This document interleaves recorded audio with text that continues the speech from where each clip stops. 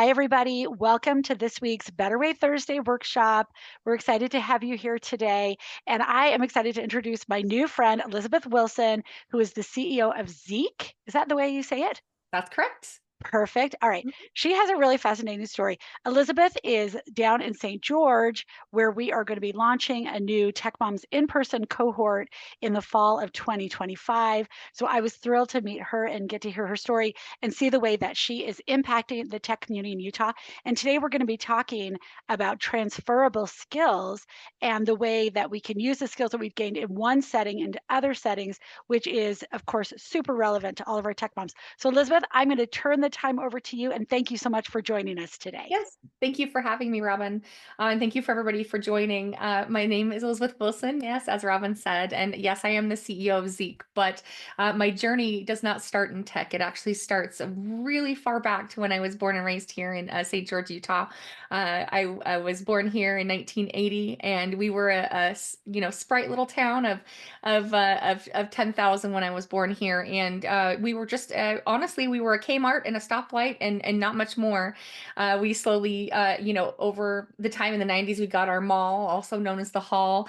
But what I realized, looking back on my time going to school here locally as a young woman, is there wasn't a lot of resources for really kind of planning the future. It was sort of like a couple of conversations about traditional roles, i.e., teaching or whatever, or maybe a stay-at-home mom, but nothing really in the tech world or anything, commerce or front-facing for business.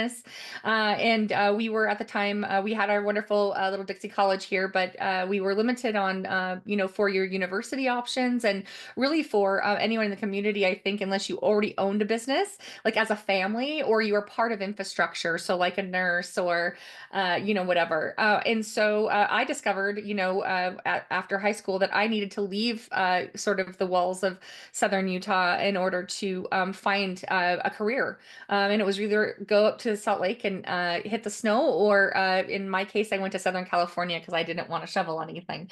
But for me, I started out very simply just thinking, hey, I think I want to be a school teacher. I thought I would be a third grade school teacher, and I'm going to get a degree for that. And so originally was seeking out a school just so I could get a teaching degree. And then along the way, I realized, oh, well, I don't really have a lot of resources. I'm gonna have to work full time in order to go to school. And then that started my path in retail, just as simple as working in retail, and did things like repairing sewing machines and then selling them, and then, getting recruited in somewhere else, another sewing place. And then I got to get a really neat job. Funnily enough, this is where the software story begins, as an executive assistant at a software company. Little did I know that the lady that I was assigned to, she was the vice president of development, and it was the first female I'd worked for in any sort of technical position at all. She was formerly an Air Force accountant, and she was just like walked on water for me, and she taught me so much. And then I continued on with my education, and I went into events, went into medical education, and so I was able to sort of take my base work ethic and my eagerness and transfer that in over into the medical side of things, working with continuing education and working with doctors to make sure that they had curriculum and a syllabus that would work for continuing education units for a medical company. And then, funnily enough, that gal that I worked for in the software company, she actually said, "Hey, I'd love to work with you again. I heard you're doing events over at this other company." She goes, "How would you like to come work for me in events again for TaylorMade and Adidas Golf?" Company that she was joining was doing all those things already for pro-ams for golf. So here I am transferring skills again and going, taking my work ethic and then my organizational skills I gained with getting the continuing education together, and move that over to events where I could actually use those skills for execution and operations. And so I did that for a very long time, and ended up having my first son. And I didn't like to travel so much anymore as events started to impact my life more and more. And sure enough, the way that life goes, transferable skills again, I got recruited over into construction from a company called Penhall, and the CEO at the time was a customer of our event services, and said, "Hey, want to come work here?" And I thought, I don't know anything about construction. I don't know. And he said, "Listen, we just want your personality and we want your work ethic and we want what we've experienced with you externally to come in-house, and you can choose any job you want. And I thought, well, that's cool. Now I don't have to travel and all that. So here I am reinventing myself again in construction as a new mom, thinking, well, at least I'm not overseas anymore trying to do events. What I learned very quickly is that there are people all around us that want to teach us new things if we're willing to listen. And so I just was as open and honest as I could be with myself about what I didn't know, and brought to the table what I did know, which was how to be organized, how to be on time, how to be eager, how to have a good personality to work with people, maybe that can be gruff in construction. It can be an interesting space for a female, but ultimately, that was really, I think, the job that really changed the trajectory of my life, which is that I was able to learn everything and everything about anything and everything about the technical space of construction, specifically in industrial radiography or ground penetrating radar. So we learned to do, seismic retrofit buildings. You need to be able to scan those and see if there's columns that need to be redone, or, there's structural steel that has needs. And I started to learn all these things, and I had a wonderful mentor who taught me a lot, and let me be part of the R&D process and let me run operations for the whole country. And we ended up being the most profitable. We ended up being the most profitable division of the whole construction company. And it showed me that we're really only as limited as we let ourselves be. Had I been afraid to try something new, had I been afraid to walk through the open door or drive through the green light, I think I would have absolutely missed the opportunity, because then I don't know what came over me, but I got in my head that I could run a company myself. And so I broke off from there and I actually started my own company called Compass X-Ray Services. And that was an in the field non-destructive testing unit. And we did construction work. And we also had a aerospace client where we did remote X-ray out for an aerospace client. Got to sell that company because somebody else, a larger company in construction, said, hey, they're doing something over there and we don't know what that is, but maybe if we buy them then and hire them, they can teach us to do that. So that's really, again, my stars changed once more, and I went from business owner to in-house executive director and consultant for that a larger construction company. And then the very last part of the journey here is Zeek, which is that I was finishing up my time there at the construction company, and I had really two paths. I was either going to have to train for 2 years to be president of engineering at a construction company, and I would take over an executive role there and go that path, or my phone rang from the old founder and CEO at the time of Zeek, and he said, "Hey, Elizabeth, I need you. I need a COO." And I said, "Oh, I don't know anything about software." I don't know that I would be the right fit for you. And he said, Elizabeth, he says, I don't need somebody that knows what I know. I need somebody that knows what you know. And he knew that I knew enough about operations and knew enough about building teams and managing engineers that he felt my skills would be transferable. And so for the last time at 40 years old, I took the green light. I drove right through and started as COO here of Zeek.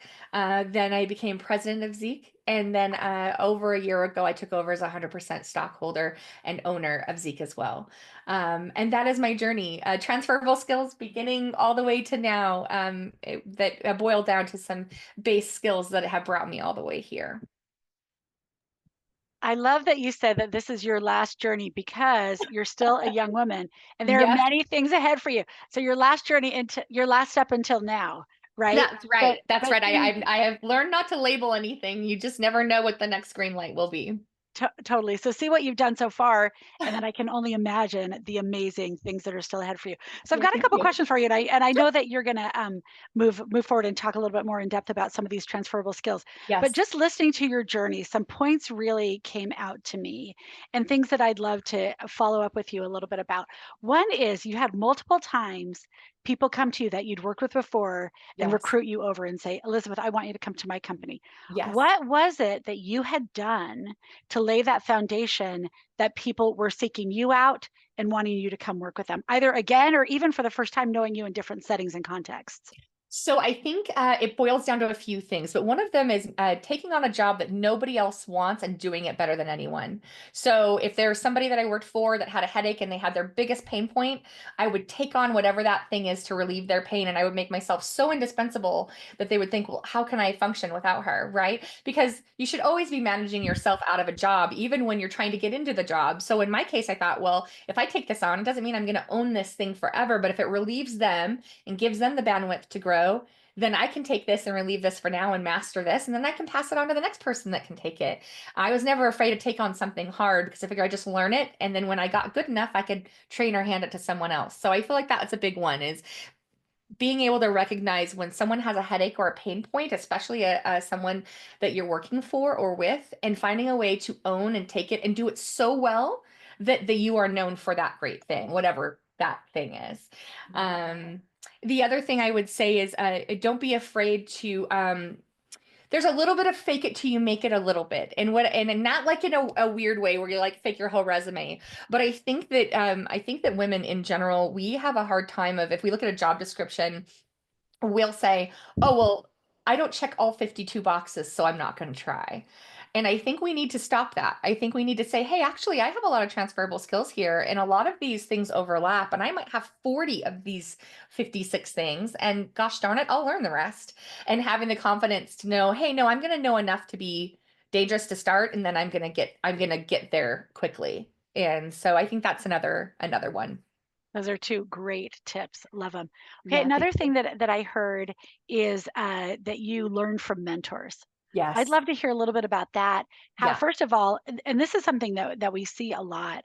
How do you recognize a potential mentor Yeah. that you could working with, and then how do you build that relationship so you're getting a lot out of it, and that they are also getting a lot out of it too?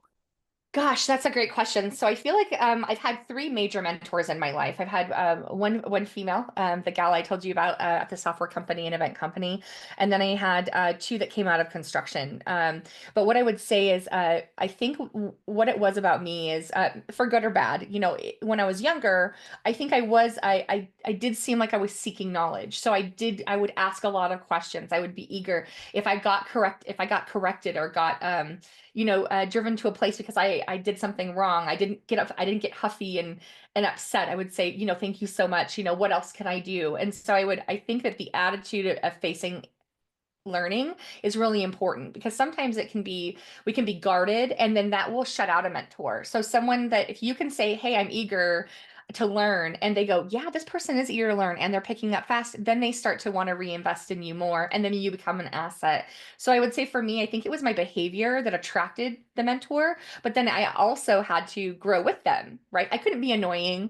I had to learn quickly, and then make their life easier, and then know when is not the right time to be learning. Sometimes you just figure stuff out on your own and bring it back and check. You can't be asking so many questions that you're becoming a barrier to their time, or how they're efficient. But I think that's a big one. I also think in the case of sometimes we have mentors that we don't even know are mentors, and I think sometimes that's what happens is I looking back on the first gal, Karen, I actually didn't realize at the time that I was being mentored. I think I only saw it in retrospect of all the things she used to say. My number one thing she would say to me is, who's responsible and by when, Elizabeth, every single meeting. If you had a topic you were talking about, the next question you asked is, who's responsible for this and by when, so that you then had an outline for the very next time you met to hold people accountable, including yourself. Mhm. And so that kind of extreme ownership, whether she got that from the Air Force or whether she just had that from being an accountant, I don't know. But in her case, I think it was very much, I didn't even realize I was being mentored. For the other cases in construction, I very much felt it. And I think I felt being brought under the wing. And it wasn't really necessarily like, well, you mentor me, but I feel that there was a genuine connection and bond interpersonally. So I got to know who their family was. I got to know who they were as individuals, what made them tick, started to see how they would socialize in other groups and business.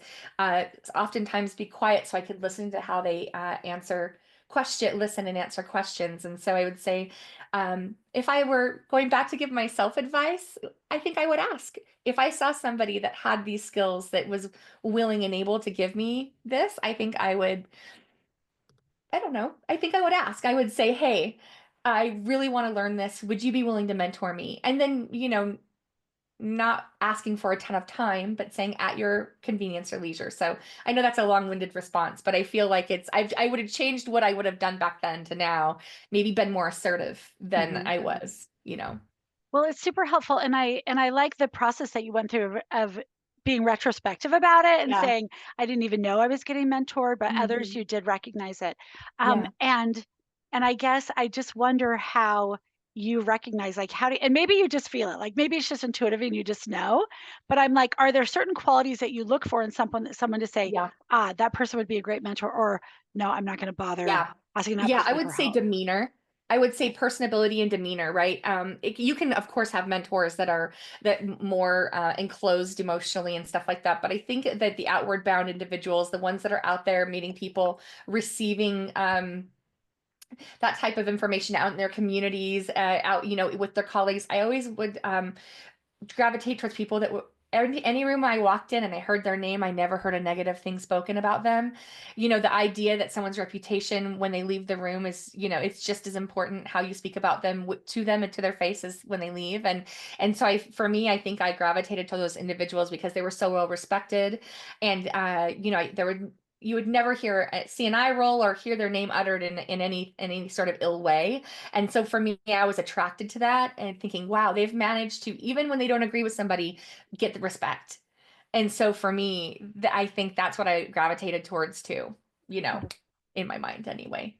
That's awesome. Okay, one more Mhm. question, then, and then Yeah. we'll move on to the next part. Yeah. When you talked about how you got recruited over Yeah. by the guy who was one of your clients, Yes. I wanted to kind of dig in a little bit deeper in Hmm. your building and leveraging relationships, and what are some of the things that you found most helpful to you in your long and varied career in Yes. terms of both networking, both with people internally like these mentors, but also clients, other people that you worked with. What are Yeah. some tips that you've got for building those relationships so they might come in handy one day of like Yeah. literally, hey, come work for me. Yeah, number one, never burn a bridge, right? Never get so upset that you can't take back anything that you've said.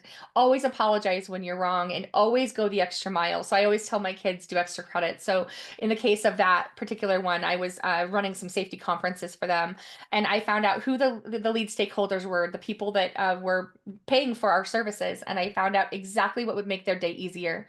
Right. So I was on time. I was reliable. I would do follow up. I was, make sure that everything was written and documented. I think for them, I had a few of them that would have dietary restrictions. So I'd make sure that that was handled on the backside so it was seamless. And what I did is made their day flow so easy by thinking of the extras, right? Mhm, It's almost in a lot of ways a version of hospitality when you're, working with a client or a partner is, how can I make your life easy? How can I make you the hero? Right, ego has no space in growth in my opinion, mhm. right? It's ego's enemy, right? It stifles growth and learning. And so what I would do is say, I'm not here to get my accolades for throwing a great conference. I'm here to make sure they get their accolades for throwing a great conference, and I'll be over here in the shadows, and their satisfaction is my satisfaction. And it didn't need to come from hey everybody, let's all give a standing applause for the person who organized this thing. It was more about their success. And so by making their success my own, I believe that's what attracted, them to me, in my opinion, looking back on it. Of course, this is, in retrospect. At the times, you don't always recognize it in yourself, but I think looking at it, yes. So you make someone's life easier, you become reliable and then indispensable, and memorable, and you will always be called. Do you know, I think that's so cool. When we talk to women a lot, uh, women often don't want to get the recognition. They don't want to do those other things, and we're kind of telling like stand up and claim what you deserve and things Yeah. like that. But I love what you're saying about the fact that if you don't worry about the ego Mm-mm, and you don't worry about who gets credit, that mm-mm. you still ended up being so much better off. And here you are, the CEO of a company, Yeah, right? I mean, you still you, win.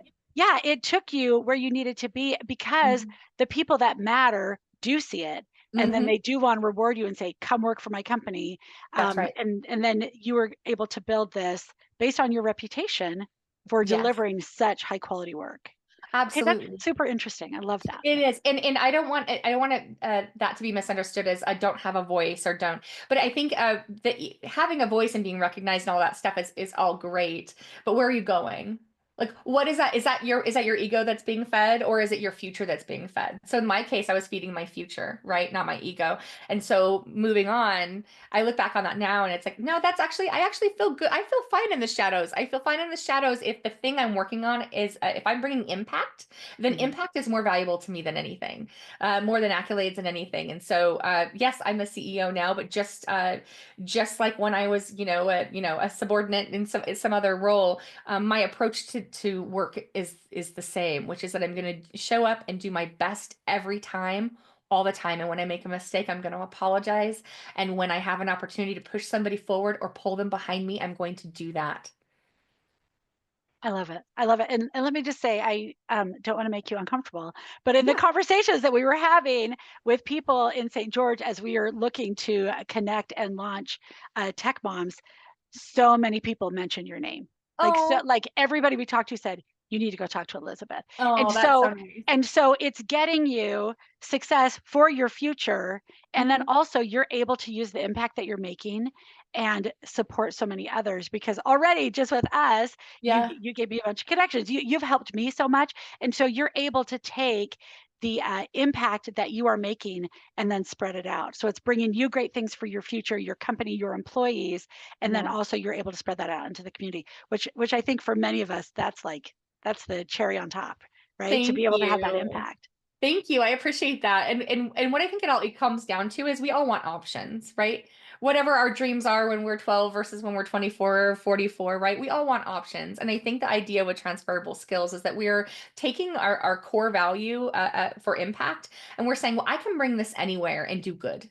Mhm. And having the confidence in the things that you do well, and giving yourself options for the future. If I would have been, stuck in thinking I could only do events, or getting stuck in my head thinking that I couldn't learn something new, or you know what I mean? Think of all the opportunities I would have missed, right? Not only as a parent, right? Because I would have been, if I would have been stuck in events, I would have just been left there in perpetuity potentially. But then also the actual for the skill sets I built, that was a great foundation. And I was able to take, capacity for chaos and organization and efficiency and all those things and transfer them. And gosh darn it, didn't you know it? Construction needed that too. And so does software. And so when you boil it down, it's actually so much more simple than we realize. Well, that's a great transition to move over and talk a little bit Yeah. about these transferable skills. So I'd love Yes. you to share some of those that Yes. you found to be most beneficial to you in your career, Yes. and talk about how you used it in one setting and then moved them to a new setting. Absolutely. Absolutely. So I would say, I always make a joke. Nobody take this. I'm gonna, trademark it. Someday I would like to write a book called A Capacity for Chaos. So I think that not all of us have this, this brain, and I realize that everyone's gonna have a different road. But what I realized very quickly is that my first best transferable skill is the ability to consume a situation and distill it down to what the low hanging fruit is to problem solve the quickest, right? So, they always say how do you eat an elephant a bite at a time? That's really problem solving. So for me, the capacity for chaos, or the ability to problem solve, or in other places, I think I was called the cleaner, call Elizabeth, right? Is the ability to take a situation and not melt down. Right. And this was something I had to learn too, just in my own growth. My husband taught me a long time ago the phrase, it's going to be okay. And this idea that in a really rough moment you can take a step back and tell yourself it's going to be okay, right? Yes, something awful might be happening and you only have so much control. So what can I control? And so I would say that's the first transferable skill that I took from a very young age, of being able to sort of bring something in, and then push it back out via problem solving. So problem solving, I think, is a huge transferable skill.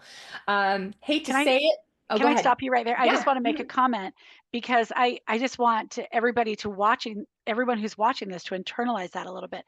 Because who is better at having a capacity for chaos than moms, Mothers. right? Yeah, Mothers. and not all of our community are moms, but so many of us Yep. are, and talk about chaos Hmm. and talk about catastrophe, right? Like so Right. many times things coming our way and you're like that tendency to melt down Hmm. is so real. right? And so I Very. love that you practice that and Mhm. develop that skill. And some people have it more naturally and less naturally, Of but it is course. something that all of us can learn. Absolutely. And then I loved what you said about taking the first easiest step. Mhm. Where are the most obvious places to problem solve this? Where do I Mhm. start?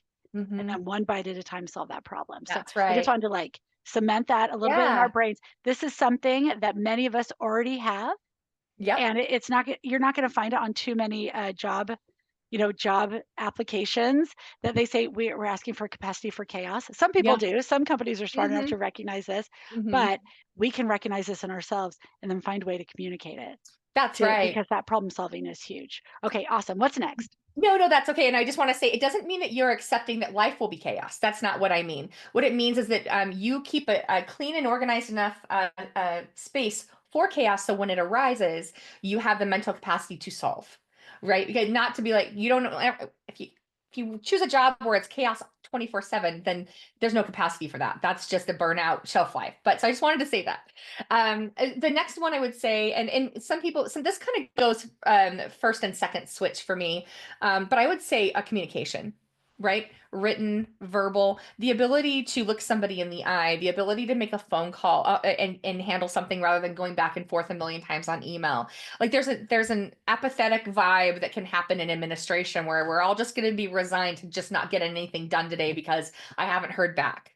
Being proactive in communication can be the difference between getting something done on a Tuesday or a Friday or the following week or whatever. And so I think in the way to stand out is to be able to communicate, also to speak up when something doesn't feel right. If you have a boss or somebody is laying a bunch of stuff on you and you just keep saying yes, yes, yes, yes, yes, the eagerness has to stop and you have to raise your hand and you have to say, okay, I just wanted to, amazing, love all these ideas, love those for me, right? But then you can say, but what's taking priority here? And put the problem back on your supervisor or the individual that's laying it all on you and say, hey, what's a priority for you? Because they might look at that and go, God, that was a priority Monday, but it's not today. This goes to the top. And you start putting them back into the driver's seat, directing you where you can do the most good. Sometimes I will see it's a common thing for us women. We never want to say no and we never want to take anything off our plate. So we often get buried and then unfortunately then we get nothing done or we don't get anything done at a high level, which would be what we need. So that's the balance of being a yes or saying yes or taking your green lights is that you also have to know when to raise your hand and set the boundary. So communication, that's why I say communication, because some people are scared to have that combo. Yeah. So I am particularly personally really conflict averse. And Uh-huh. it's hard for me to have those conversations. And I'm getting better at it.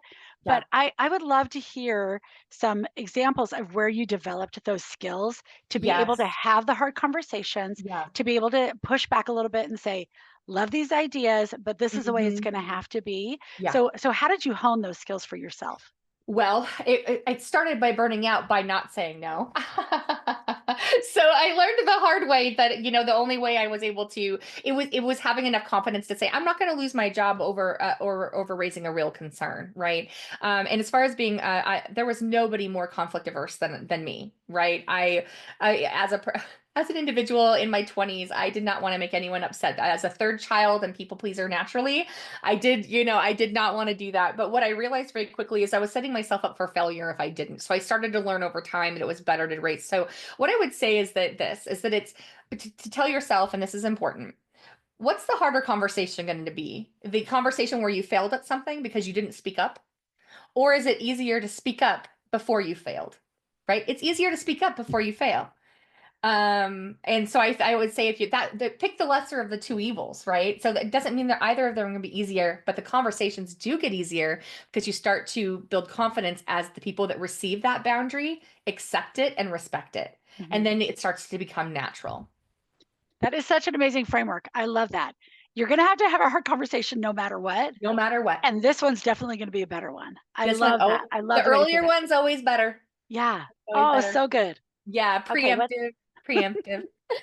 The other one I would say was it will get down to like really base skills. I know this is going to sound it's going to sound really silly, but my husband and I have this conversation all the time about the ability to get from point A to point B, right? Show up on time, Show up put together. Show up ready to work. Are your notes ready? Did you follow up when you said you were going to? Your word is your bond. So this, I know there's this horrible reputation that has been floating around about millennials or Gen Zs or whatever. And I've actually found that yes, that can exist, but actually it really comes down to the individual. I have people on my team that are much younger and they're very reliable. And what it comes down to is their work ethic and where they put the value, right? So for some people that feel that it's okay to show up late or miss a phone call or whatever, these are all tiny signs of disrespect for an organization or for the person that you're trying to engage with. So it comes, in my opinion, it comes down to honing the base skills of getting from point A to point B. Did I show up on time? Did I do what was asked of me? If I couldn't get it done, did I follow up and close the loop and say, hey, I attempted to get this done by this, but I had this roadblock. And so I think that if somebody goes from job to job, and I know you asked for an example of transferring that, but I would say going from events into construction, that was a perfect example. I knew how to close the loop and make sure that logistically we could get from point A to point B, right? The same thing in construction. You'd see all the time some guy out in the field on a walkie-talkie. You'd go, yeah, I'll talk to you later, John. 3 or 4 days later, no one called John. You know what I mean? And it was just this weird thing where it's like, no, you said you were going to do something, so do it. And it's just this really simple idea of half the battle is just showing up on time and being reliable. And so I know that sounds like a really rudimentary, transferable skill, but I think it's actually very vital. It is. It's a superpower, actually. Hmm. Right? And Hmm. and I love what you said that you're seeing. There is definitely reputation, and some of us like COVID threw everything out the window, and people Hmm. couldn't show up and do different things. So Yeah. it changed some of that work ethic. I see it Hmm. particularly with young people and students, like in school, but it can Hmm. transfer to different settings. But really, the people who do that, they will be the employees in the They first will. place if that get you the job in the first place, right? That you can Hmm. show up and demonstrate that, but that get Yep. you promoted, that get you recruited, that get you moving all there, and knowing people. If people know that they can count on you, Yep. then that's going to make all the difference in the All world. the difference in the world. Like, I know her reputation's pristine. I've never had an issue except for that one time she was sick or something. I don't know. Yeah. But like it like your reputation starts to become your whole entity sometimes where they see you or work with you 2 or 3 times a year, but everyone knows your reputation because you're so reliable. It spreads like wildfire, you know. I love that. And I think one of the things a lot of the women in our community sometimes feel that they're fighting against an uphill battle a little bit because they have a different education pathway, or maybe they Yeah. don't have the work experience or the Hmm. or the long, steps up to from one job to another. And so Hmm. this is such a great way to say, if you're feeling a gap, how can Yeah. I fill in that gap Yes. with the reliability, That's with the right. reputation, these other things? That's And right. and soon, once you're in your new job and you've been there 6 months, and I've had this happen multiple times with our tech moms, that someone will give me a call and say, best person I ever hired. Yeah. Right. Hmm. And so I just want everybody listening to this to recognize even those simple things, because a lot of people don't do them, they Hmm. are a standout. They Hmm. do make you extraordinary, which Yeah. is fantastic. Love it. And I don't underestimate, this is a sidebar, but don't underestimate the power of a thank you, right? When someone goes out of their way to help you or guide you or bring you along and to have like a legitimate thank you, but to put it in writing, whether it's in your business. So for me, if I had a really great meeting and I felt somebody took an extra time to show me something, or they took time out of their schedule to to help me resolve a problem, I would take 1 or 2 minutes and write a 1 or 2 line thank you so much, that was very valuable for me, or you've made a huge impact on my day positively for this thing. Those little tiny things, those ability to say thank you is such a powerful tool, because so many people that go through their daily lives feel so unappreciated and so they're almost invisible or unseen. And we as women, we have this really wonderful power to validate, and it's so amazing. Well, we all appreciate it when we get a thank you, but how amazing is it to dish those out when they're well, especially when they're well deserved. So just a little sidebar there about the thank yous. I love it. As far as another one that I think of, I always, as I always tell my children, always do extra credit. This is the transferable skill that I think is very vital, right? So have you ever seen, is it Office Space, where the minimum amount of flair, right? I love So it. it's like, do you want to be the kind of person that has the minimal amount of flair or whatever? So the idea that there's whatever this bar is, and I'm going to meet it only. Mhm. right? And then I'm going to meet whatever the lowest expectation is just to get by as a C student or whatever. This idea that that there's always a little extra thing you can do. My one of our CTO at Zeek told a story about his two sons, who one was in charge of sweeping the kitchen and one was in charge of sweeping like the hallway or whatever. And he came in to inspect, and there was 1 inch of dirt between the two rooms because neither would go the extra inch because they felt it was in the other court. And if you take that into business and you think, let's get rid of the dirty strip between the two clean rooms and let's just overlap this puppy, right? Go 1 inch further, go 2 inches further. And that was for cleaning, but I believe that that extra credit goes a long way, right? The concept of extreme ownership and saying, hey, yes, they've asked me to get this done by Tuesday, but I actually have the capacity to get this done by Monday. And then I have the capacity to get that done by Monday, turn it in, and guess what? Ask if anybody else needs help before Tuesday in case they need some support. And then you become the hero in two places. You got it done early, and you can help others accomplish what they're trying to accomplish. I love that. That's so beautiful. And what a great illustration with that story of that dirty, dirty strip. Get rid So of the dirty strip. yeah. So I'm thinking, I'm trying to channel, and maybe Yeah. myself for a lot of times, but also some of our tech moms as well. At the times when we are like maxed out Yeah. and don't have that extra capacity, how do Mhm. you prioritize? Because I think sometimes we can do a lot of extra work, but Yes, maybe it's not the right kind of work. that's Maybe right. it really doesn't get seen or noticed. How do Yeah. you prioritize in different places where a little bit of that extra credit will Hmm. really pay off, will Yeah. really bring value, and the other times where we just worked it and it wasn't really worth it, especially if it was a sacrifice to us. How do we make that distinction? So I think in a business, usually it's wherever I can bring impact to revenue. Like usually it's the bottom line, right? So if there's something that I can spend my time on today to help the company make money or be profitable or build revenue or whatever, if there's something I can do in this moment, and I'm going to choose one. Maybe I won't organize my office supplies today, which is something that needs to be done, but maybe less valuable to the bottom line, right? So I would say always look for impact in the big picture first. If we're all rowing in the same direction because we all want us to have revenue so that we can all have our jobs at the end of the day, then what can I do today to bring value or impact revenue or profit, right? So that might mean if you have somebody, let's say, that has a proposal that's due, and that means billable work. But if you could just get that proposal out, you've got yours part done and they're still struggling, then be the most impactful on that, right? And also I would say sometimes the most impact you can do is asking. Sometimes they won't actually give it to you. Sometimes it's just going and saying, hey guys, I've got my part done. Is there anything else that I can help you guys? Sometimes they'll say, no, that's great, but thank you so much. Sometimes that's just the little extra imprint you left that time will build credit for next time. So Mhm. sometimes it doesn't always result in extra work, but I think it's the eagerness to say, no, I can do something here to be impactful. And I that's a great question because sometimes people will go and be like, well, like the kids, well, I don't know.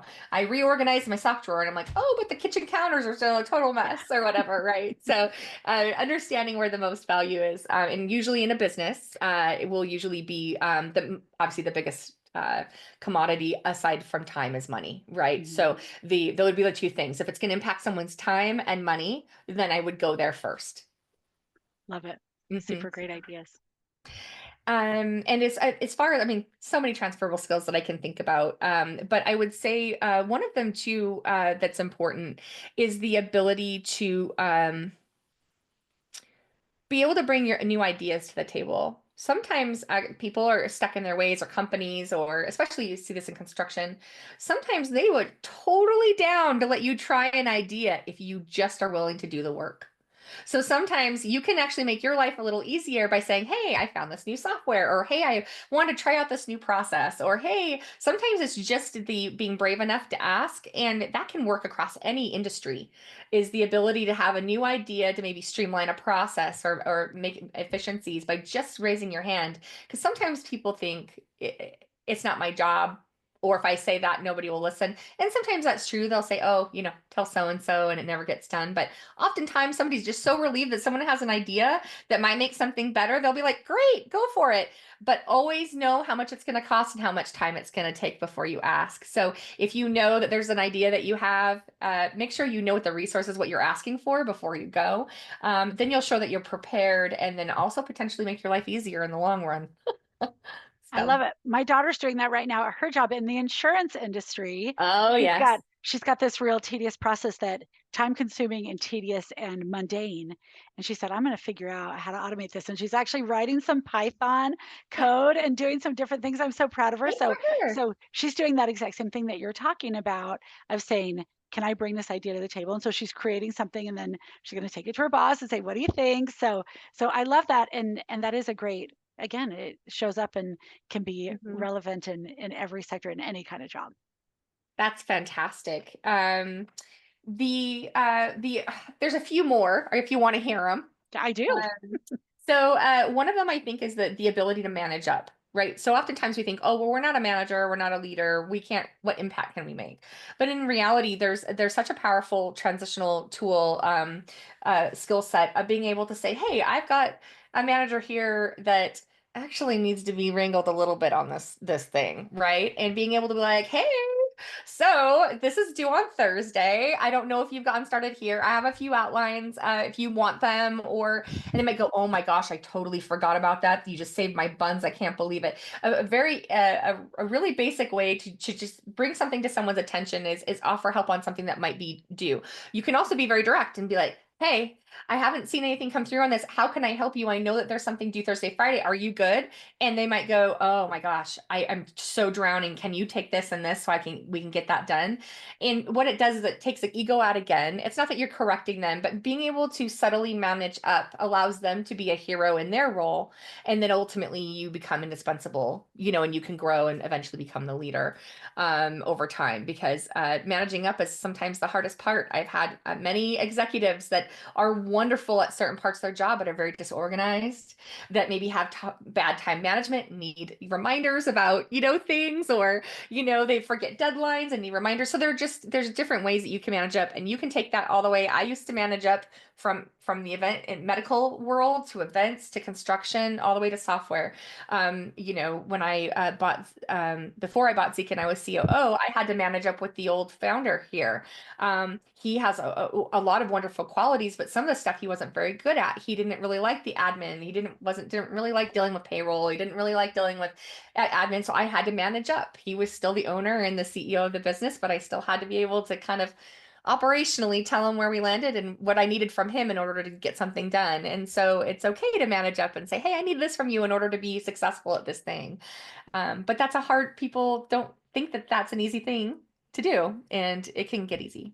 Well, it sounds scary, right? Yeah. To say, well, I don't want to go to my boss. It's my boss, right? Yeah. And so I love your emphasis on kind of managing the interpersonal and the way Yeah. that you're communicating it, where you're taking Yeah. the ego. You're not like calling him out like, why are you doing this wrong? Didn't you forget about this? No, But no. being really careful with that. And I think lots Mhm. of us have those great interpersonal skills. We can Yep. nuance the crap out of that one and and find the Yep. right way to do it. Love it. That's right. And the last one that I have, and this is one of, well, I guess it's two. It's two parts. The first is understand the core values of whatever, wherever you're working, and live them. So if there's a mission statement or core values for a company or a place that you're working, memorize those and let them guide you in every decision you make. I don't care if it's in construction or medical or education or whatever. If there are core values of your organization, you should know them and live them. And to the point to where you can remind the owners or the boss exactly what those are. Because oftentimes somebody will say, well, how do you make that decision? It's so hard. Or how do I have that conversation? Actually, it's not. If I'm using my core values or my mission statement as the main focus point of every decision I make, it's actually quite easy. And so I think that's something that advice I would give, that can come from, I don't care if you're, I bet you Swig has a mission statement and values. I bet you if I went and looked, Oh yeah. they've got a set. We know that Chick-fil-A does, right? And if they're living and breathing those things, then you become, part of it, and not in like a weird, we're all part of the man thing, but more that we're all trying to accomplish something together and be successful. And so that, I think, that understanding core values. Or mission statement of an organization, and if you believe in them, and everyone claims to believe in them, remind them of them when hard decisions come up or hard conversations. Well, our core values state, where our mission statement says, if we're living our values, then this should be an easy decision if. And that really helps. And that's really impactful. I don't care what industry you're in, you can take that all the way through and let that guide you. And yeah, so I'll tell you I the last.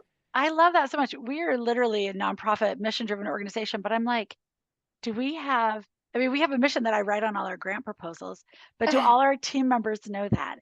And I love that you said if you're living by those core values, then the decisions get easy. Need to get easy and the That conversations get easy. that is Mhm. brilliant. That's genius right there. Oh, well, Love it. thanks. Gosh, somebody Yeah. put a stamp on that and sell the book.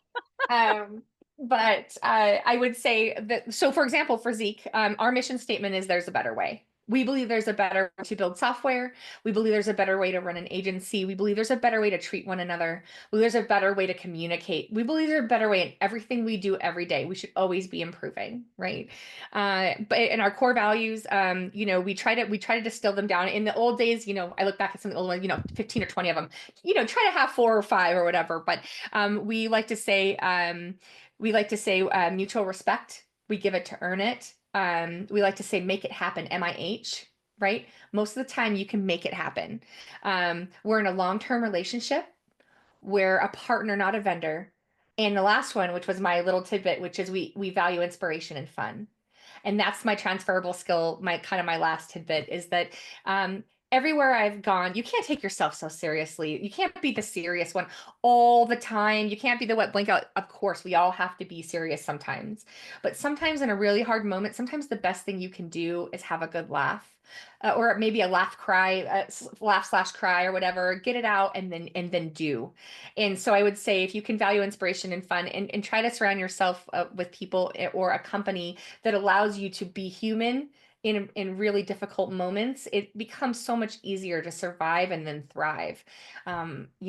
So that's what I would say. It's make sure you're getting enough smiles and laughter in there that even in a hard day, you can get a good chuckle in. Beautiful. I love it. I love it. Well, you just got my mind spinning. I'm Oh, just thinking okay. I'm thinking about these things and the ways that I want to take them back into the work that I'm doing. And I mean, I'd love to invite everybody watching this to go through the list of these transferable skills that we've talked about and start writing yourself examples. Start writing down your stories because when Mhm. you get into your job interview situations and your networking situations as you're looking for that next role, having the ability to tell these stories about yourself is going to make Mhm. the difference for people recognizing and being able to connect the dots. Oh yeah, she is the one that we want. She's the one that we want to bring into our company. So this is super super helpful. And Elizabeth, it is such a joy talking to you. Me too. I love your story. I love your passion and I love your commitment to giving Thank you. back to your community and building something so great. All my tech moms want to come work for you. So Oh, as things keep growing and building, who wouldn't want to work with a company with those amazing core values, right? thank Love it, you. love it. So thank you so much for joining us today, and hopefully we'll be seeing more of you as we're down Yes, in St. George. We'll come down and say hi in person. But thanks so much for being with us today. sound perfect. Thanks for having me.